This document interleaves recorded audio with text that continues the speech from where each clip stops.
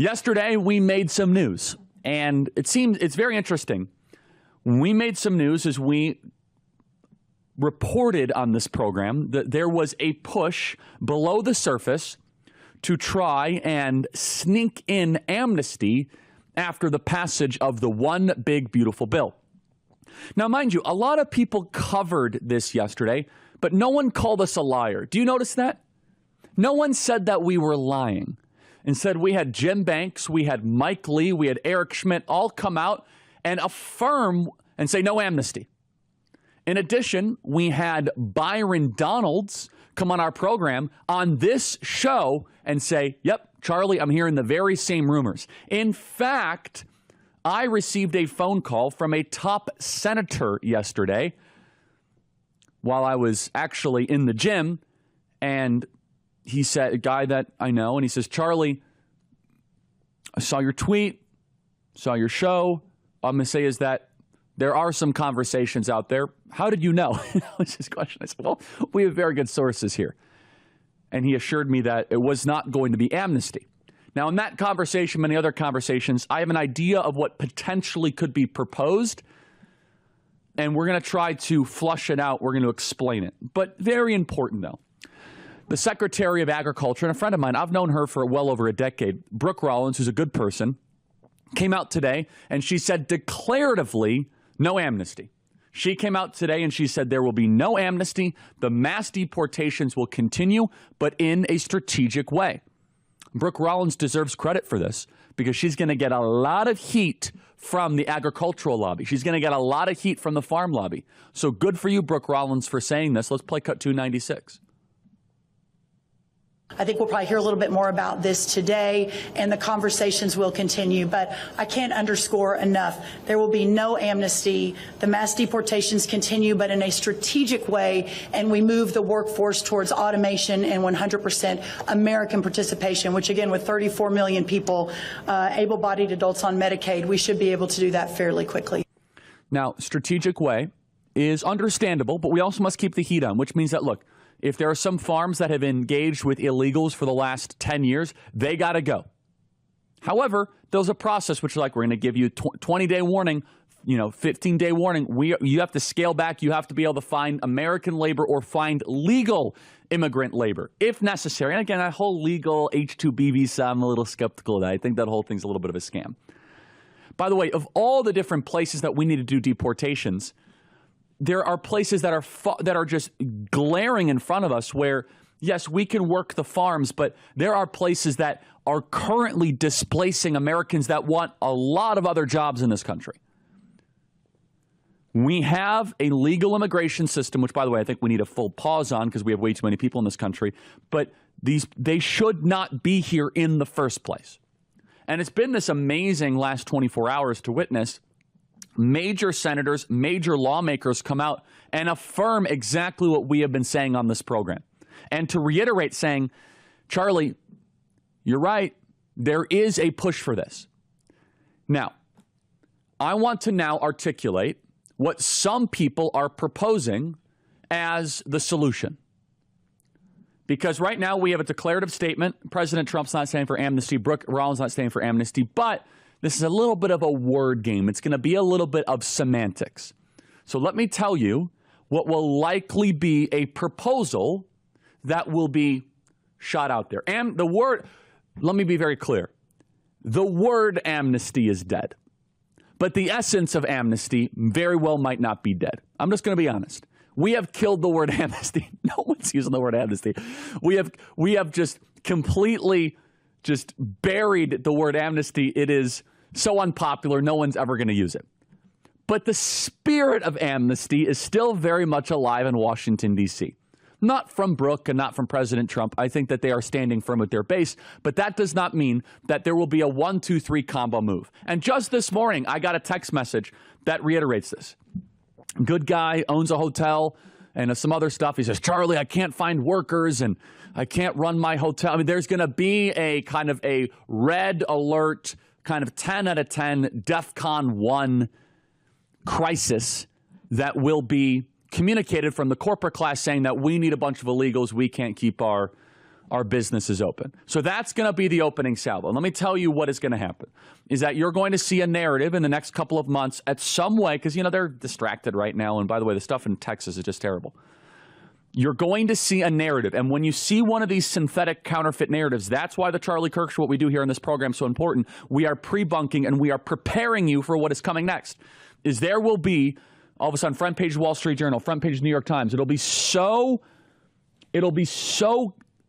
concocted, it'll be so synthetic, you'll be like, this seems fake, because we're pre-bunking it. And it'll basically say massive amounts of businesses can't find workers because of Trump's mass deportation. So that will be the prerequisite. And it might happen this summer. Don't be shocked if they're saying summer vacations are being put in jeopardy by Trump's mass deportations.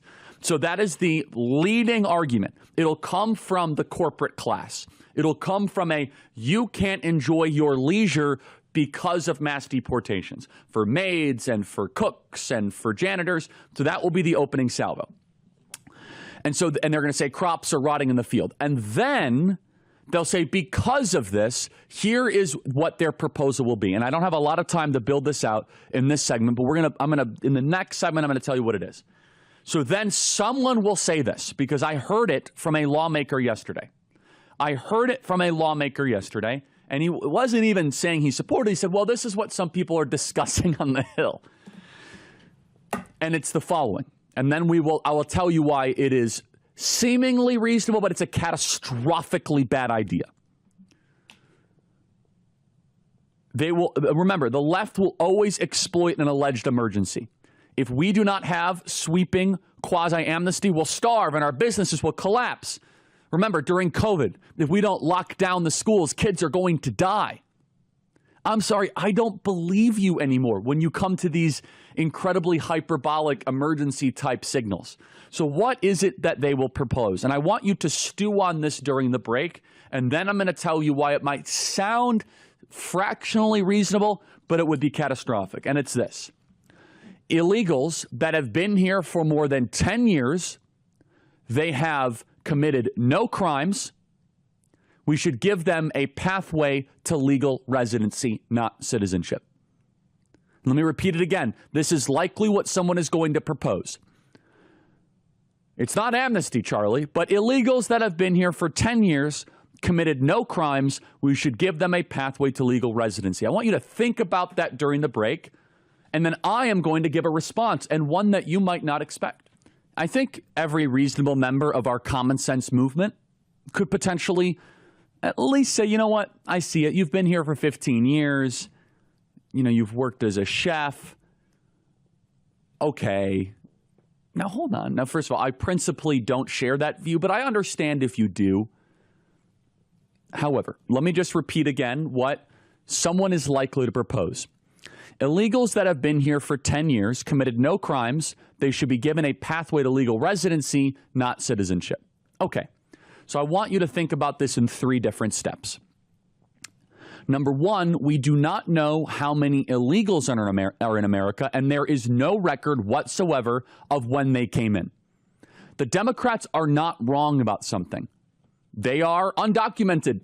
We have no documentation whatsoever. Therefore, there's a great mystery around their status. So if someone has been here 16 years or someone has been here for 6 months, how do you define this? The 1986 amnesty was like this. 3 million people got it, way more than were expected. People were still claiming that amnesty within the past decade. So the 86 amnesty lasted many more years. You can still claim it, by the way, as long as you argue you did agricultural labor in 1985. So basically, you're expanding a window that as long as you're willing to lie, you can get some form of amnesty. Now, here's the key, though. Here's the kicker. That's important. But the more important one that will end this proposal, and it should make it DOA. So therefore, since we do not know when illegals came in, if ICE, for example, has their hands on an MS-13 gang member who has not necessarily committed crimes, but he needs to go. All that MS-13 gang member needs to do is say, nope, you can't deport me. I've been here for 10 years. and that person then gets put into a 3 to 5 year court process. This would effectively end all deportations immediately in our country. All of them. What I'm saying, though, is that it sounds good. Illegals that have been here for 10 years, no crimes, pathway to legal residency. Every single illegal, every bad hombre would say, well, I've been here for 10 years. And they might be lying, but what they're doing is more intentional, is that they're going to delay the process and short circuit all deportations in real time. This basically, another way of thinking about this is they would use the asylum scam model, where our asylum system is a total scam. So they know that if you go to the southern border and say the magic words, hocus pocus, you're able to then, abracadabra, you're able to stay in the country. So what this proposal, and again, it's not an official proposal, it's still in the ether, but we need to kill it now, early. What it would be able to do is that every illegal would, in real time, as soon as an ICE officer comes up to them, the ICE officer would not be able to lay hands on them. They'd say, nope, I've been here for 10 years. I've been here for 10 years. Sorry. And the ICE officer could say, no, I have to have a court date. And that court date would be 5 to 7 years, 3 to 5 to 7 years. It would stop all deportations in real time.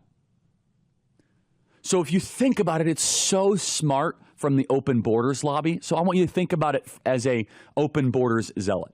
So an open borders zealot, they want every single one of these people to stay. They want the great replacement. They know that Trump has momentum on mass deportations. They know that people voted for it. And they know that all of a sudden that we have the one big beautiful bill. So if you were an open borders zealot, how do you then keep these tens of millions of people in the country?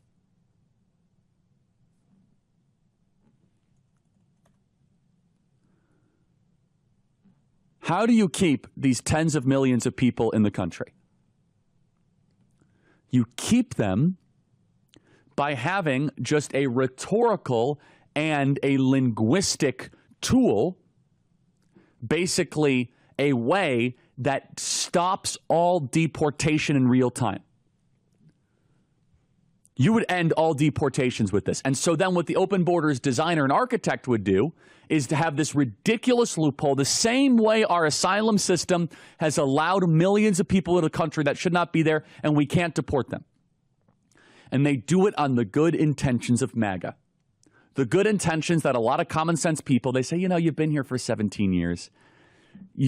So it's using our good heart against us. And isn't this the pattern of how they have changed America via mass migration? We have big hearts. We're compassionate. So they would weaponize the compassion. And you would then have 20 million people. Every time someone would try to be deported, they'd say, all they would have to do is be instructed and say, I've been here for more than a decade. And even if you know they are lying, it would take 5 years to adjudicate that lie. For full shows, live and on demand, it's Salem News Channel.